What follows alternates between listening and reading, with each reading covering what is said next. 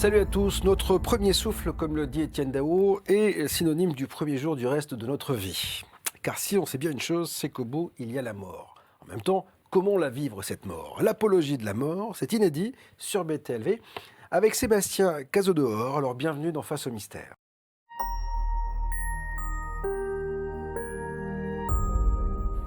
Sébastien, bonjour. Bonjour Bob. Ravi de t'accueillir une nouvelle fois sur BTLV. Pour ceux qui ne te connaissent pas, tu es diplômé en anthropobiologie, formé aux traditions chamaniques, adepte des thérapies modernes et complémentaires. J'aime dire souvent complémentaires plus qu'alternatifs parce qu'effectivement, l'un n'empêche pas l'autre. Et ça, et dans les deux sens, ça marche. On te doit de nombreux ouvrages, dont celui-ci, L'apologie de la mort. Alors, c'est celui-ci qui m'intéressait, effectivement, parce que tu es prolixe en écriture. Mais celui-ci m'intéressait parce que, comme je le disais en préambule, finalement, la seule chose que l'on sait quand on pousse notre premier souffle, encore on ne nous le dit pas au début, mais très vite on va comprendre qu'il y a une fin. Cette fin, elle terrorise le monde entier parce qu'elle est inconnue, parce qu'on ne sait pas ce qui se passe de l'autre côté du miroir, si tant est qu'il y a un miroir, et c'est ce que tu nous démontres dans le bouquin. Quelle a été l'idée première d'écrire sur la mort? Parce que c'est pas, c'est pas très vendeur dans un premier temps de dire l'apologie de la mort. Tu vois, je sais qu'il y a eu un magazine sur la mort qui est sorti, qui n'a pas marché parce qu'en fait les gens ont peur. Alors je te souhaite pas la même chose parce que toi tu es plus didactique, t'es plus, tu reviens sur des expériences chamaniques, etc. À travers tout cela et à travers ce thème. Mais c'est couillu de se dire je vais faire l'apologie de la mort. Alors, déjà parce qu'il faut une apologie, au moins, parce que sinon, effectivement, comme tu dis, vu la mauvaise réputation qu'elle a dans nos contrées, on aura tendance à être plus dans le rejet qu'autre chose, ou au moins dans une peur qui nous obligera à fermer certaines œillères. C'est ça. Mais alors, quand tu disais que c'était sur le monde entier, c'est pas tout à fait vrai. C'est-à-dire que c'est plus occidental, effectivement, cette vision terrifiante de la mort comme une fatalité, un fatalisme complet, tandis qu'il y a beaucoup de cultures où c'est pas le cas. C'est-à-dire que la mort fait partie de la vie. Elle est célébrée tous les ans, on ressort les morts, on leur fait refaire un tour, on les rhabille, on les remet dans le village. Ce genre de choses. Donc il y a une manière de voir la mort qui est très différente. C'est aussi ça qui m'a intéressé.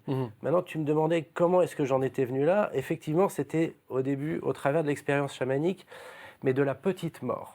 Ce qu'on appelle la petite mort dans le chamanisme, la petite mort de l'ayahuasca ou auto. Qui n'a rien à voir avec la petite mort sexuelle. Hein. Non, voilà. Ça, la petite mort sexuelle, c'est un terme qui peut être très agréable. Hein. C'est très bien, mais effectivement, l'orgasme, on est au-delà. Voilà. Ouais. C'est un peu différent, mais même si c'est dans le concept, on est finalement pas si éloigné dans l'idée. Ouais. Il y a quelque chose qui meurt, quelque chose qui renaît. Bon, le principe est là. Mais dans cette mort chamanique, c'est ça qui m'avait intéressé beaucoup, c'est cette dissolution complète de l'ego. C'est-à-dire que où il y a quelque chose qui meurt en nous, vraiment, même pas à un seul niveau symbolique, c'est-à-dire c'est des structures qui sont psychologiques, des structures, des croyances, ce genre de choses qu'on a en nous, qui meurent, qui vont se dissoudre et se reconstruire sur une nouvelle base. Effectivement, l'ego, c'est notre pire ennemi, finalement. Et dans tout, et pas que sur la mort, et même dans la vie, en fait. Alors, l'ego, c'est notre meilleur ami. Allez, non, on va se le faire positif. Allez, Bob, on se le fait positif. Ça, c'est la première fois. L'ego, c'est notre meilleur ami. Pourquoi? Tant qu'on le traite pour ce qu'il est, avec sa vraie place, et qu'on l'autorise à évoluer, c'est notre meilleur ami. Si on ne peut pas lui donner autant d'importance si on le garde dans une inertie qui n'est pas la bonne, là, c'est un problème. Ça devient un problème. C'est-à-dire que l'ego, c'est quelque chose qui va se construire sur notre soi. On passe du soi au moi.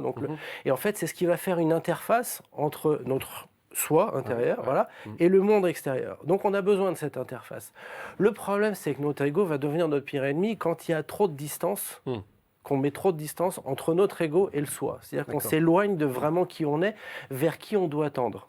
Voilà. Donc c'est pour ça que j'ai travaillé beaucoup aussi avec les écrits du Bardo Thodol, le livre des morts tibétains, justement pour cette intégration du soi et cette intégration d'un retour dans l'idée, un retour vers soi-même, c'est-à-dire ramener l'ego, effectivement, vers soi-même. Tu disais tout à l'heure qu'il y a effectivement en Occident une peur absolue de la mort parce qu'on a du mal à l'appréhender.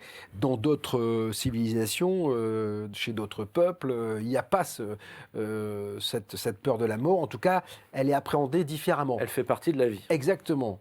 Mais malgré tout, pourquoi nous on en a peur? Parce que on a donné peut-être trop d'importance à la vie par rapport à la mort et que finalement il faudrait les mettre sur le même pied d'égalité? D'une certaine manière, oui. D'une certaine manière, oui. C'est-à-dire que quand on est passé sur le dualisme au temps des Lumières, on a séparé le corps et l'esprit. C'est-à-dire qu'on est le monde sensible d'un côté, le monde intelligible de l'autre. Jusqu'à ces périodes-là, c'est-à-dire entre le 12e où ça a commencé à s'étioler et un peu jusqu'au 17e où ça a complètement disparu, il existait un pont entre ces deux éléments-là, entre ces deux mondes, le monde sensible et le monde intelligible.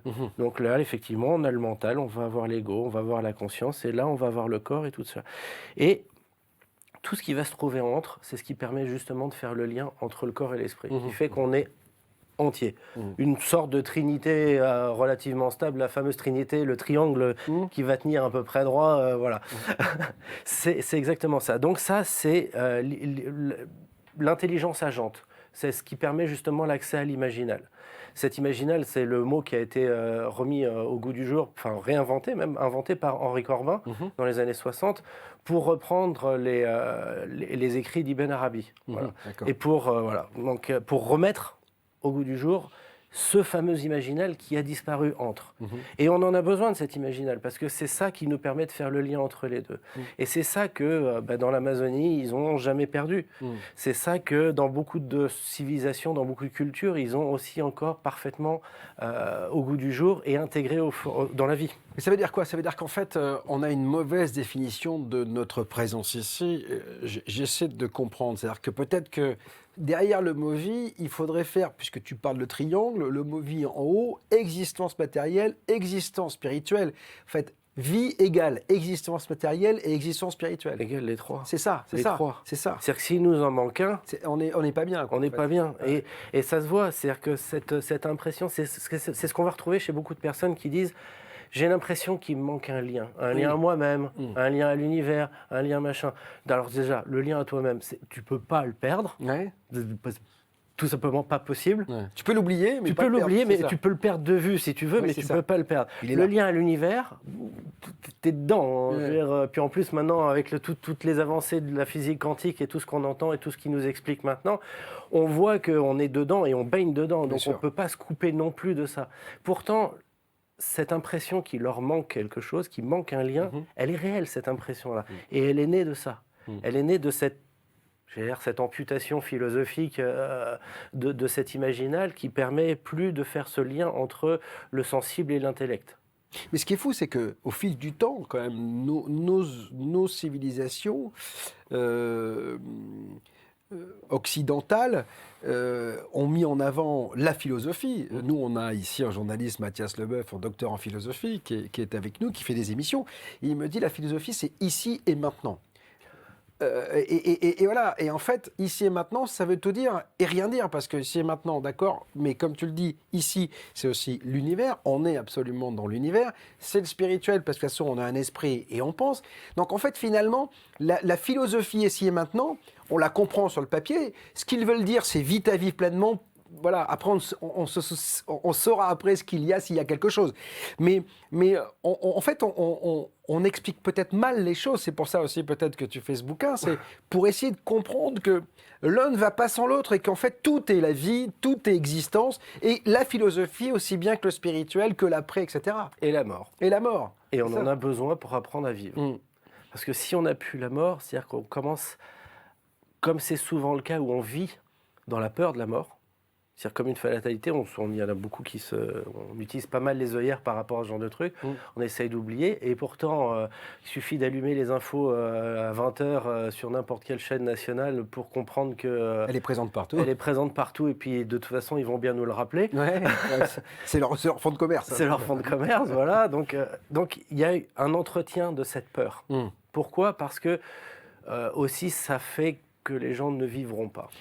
Mais est-ce que finalement cette peur, elle n'a pas été conditionnée ou mise en avant par des sociétés qui se sont dit il faut faire attention parce que la vie est fragile, parce que la vie, elle peut cesser du jour au lendemain, la vie telle qu'on la connaît aujourd'hui, c'est-à-dire matérielle, physique, etc.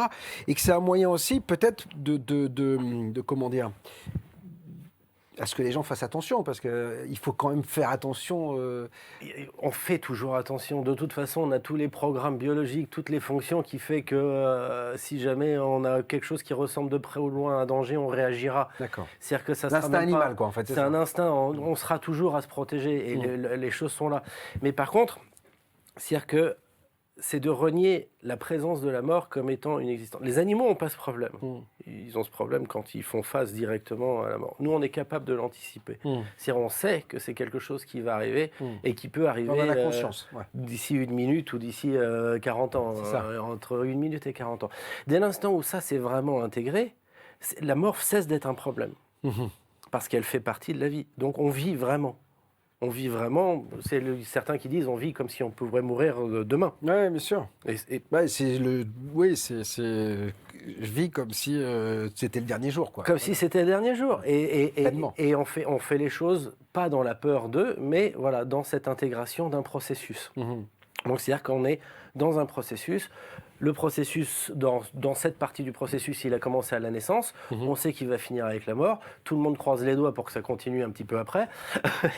Encore une fois, parce que de toute façon, malgré tout, tu n'en as aucune certitude finalement de ce qu'il y a après. Non. C'est malgré tout, et c'est ça qui est vachement intéressant dans ta philosophie, tu vois, j'allais dire philosophie, même dans ton approche et dans ta philosophie finalement de l'approche de la mort, c'est que on peut très bien vivre bien sa vie en acceptant la mort sans être persuadé ou certain qu'il y a quelque chose après. Non, c'est pas important. Ouais.